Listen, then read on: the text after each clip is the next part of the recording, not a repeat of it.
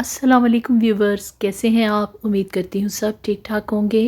ये आज हमारी 5वीं सहरी है। अल्हम्दुलिल्लाह बहुत अच्छे रोज़े जा रहे हैं और बड़ी तेज़ी से गुज़र रहे हैं।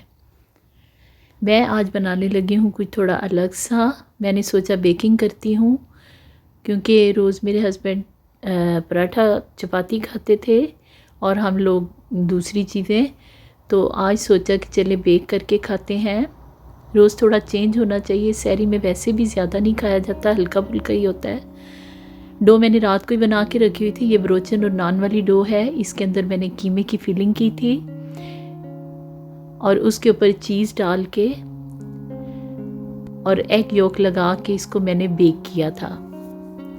2 मैंने कीमे वाले बनाए थे और एक में मैंने वेजिटेबल डाली थी अपने लिए, वेजिटेबल एंड चिकन। ये मेरे पास मटेरियल पड़े हुए थे, इसलिए मैंने इनका यूज़ किया।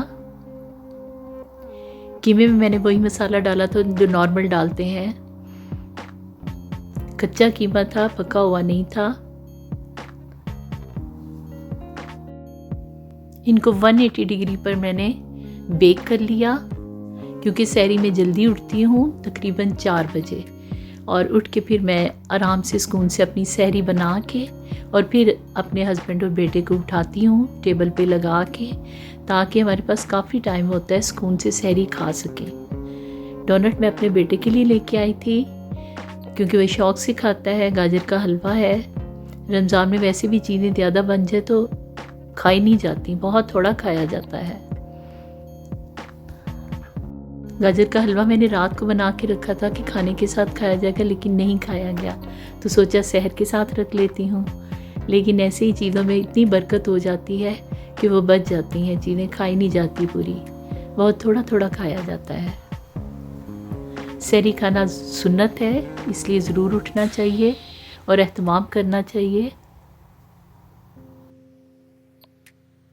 चूँकि सर्दियों के रोज़े हैं, इसलिए मैं चाय बना लेती हूँ साथ। चाय नहीं, लेकिन दूध पत्ती होती है वो। आज हमारे पास टाइम नहीं बचा था, इसलिए चाय पी नहीं गई पूरी, और एक कप मेरे बेटे ने तो छोड़ ही दिया, ना उसने नहीं पी, लेकिन हम दोनों ने पी ली थी। सहरी टाइम ख़त्म हो गया था और फिर मैंने अपनी चीज़ें समेटी।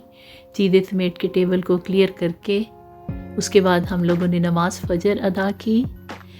उसके बाद हम सोए नहीं, क्योंकि मेरे बेटे ने जाना था। उसके जाने का टाइम हो जाता है, वो तैयारी करता है अपनी और 7 बजे निकल जाता है। आज मौसम बहुत प्यारा था, ऐसे लग रहा था धूप निकलेगी। तकरीबन कल भी बहुत अच्छी धूप थी और परसों भी। 2-3 दिन से ना धूप बहुत अच्छी निकल रही है, इसके बावजूद बहुत सर्दी। और उसके बाद उठ के मैं अपने कामों में लग गई, अपने रूटीन के काम। ये है मेरी आज की रूटीन। आज की वीडियो में मैं अपनी रूटीन शेयर करूँगी कि रमज़ान में भी मेरी रूटीन क्या होती है।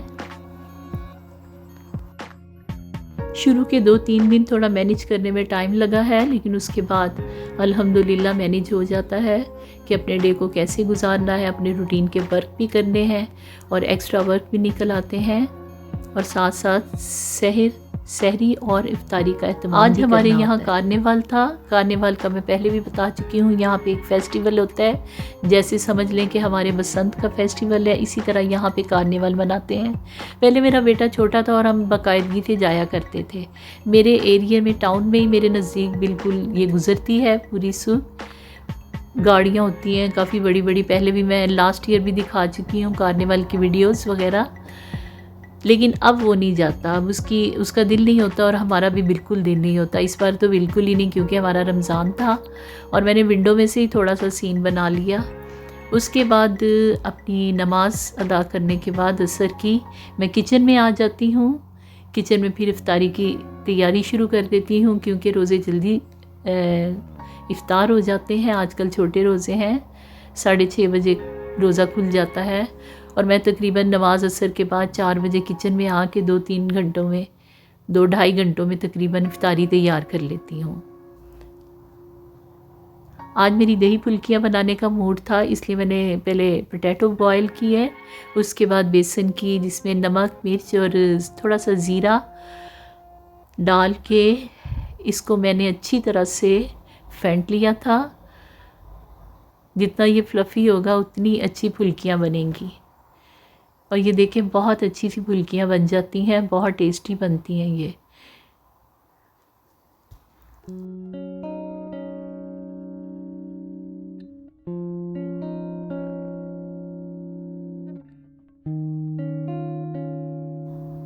इन्हें फ्राई करने के बाद फ़ौरन ही पानी का बाउल मैंने साथ रखा हुआ था, उसमें डालते जाएं और जल्दी से सोक करके निकाल लें बाहर।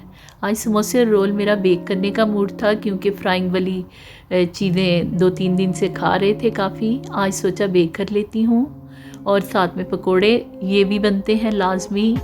इन चीज़ों से ही टेबल सजती है और रमज़ान की रौनकें नज़र आती हैं। और मेरे हस्बैंड को तो बहुत पसंद है कि ये सारी चीज़ें ज़रूर हों टेबल पे।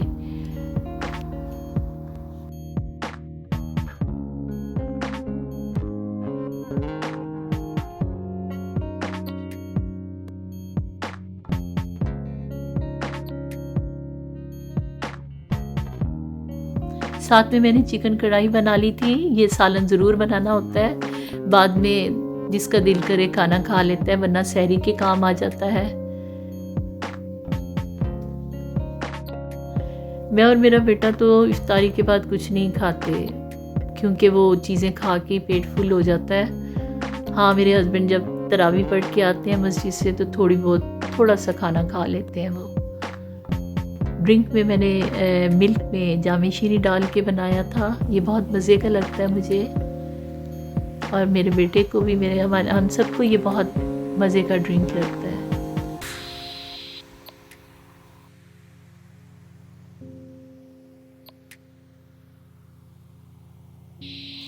रमज़ान का महीना इतना बाबरकत और रौनक वाला महीना है कि इसके आते ही सहर और इफ्तार के लिए जो दस्तरख़्वान एक्स्ट्रा सजाए जाते हैं बहुत ही खूबसूरत लगते हैं। आप चाहे ज़्यादा ना एहतमाम करें, 3-4 चीज़ें ही बना के रखें और उस दस्तरख़्वान को सजा के रखें, बहुत ही खूबसूरत लगता है।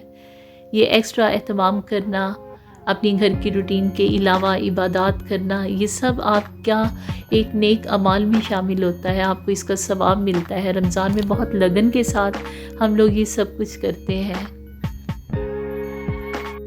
हमारी इबादत, हमारे घर के काम, रूटीन के काम, एक्स्ट्रा ये एहतमाम करना, ये सब कुछ हमारा रमज़ान में एक नेकियों में शामिल होता है। अल्लाह ताला हम सबको नेकियां करने की, नेकियां समेटने की तौफीक दे। आमीन सुम आमीन। उसके बाद मैंने समेट कर अपनी टेबल बर्तन डिश वॉश किए और सारा फिर काम मुकम्मल किया। ये थी मेरी आज की रूटीन, मेरी 5th रमज़ान की रूटीन। कमेंट करके बताइएगा कैसी लगी मेरी वीडियो। मिलेंगे इंशाल्लाह नए व्लॉग के साथ। दुआओं में याद रखिएगा। अल्लाह हाफिज़। मेरे चैनल को सब्सक्राइब करना मत भूलिएगा, लाइक एंड शेयर भी कीजिएगा।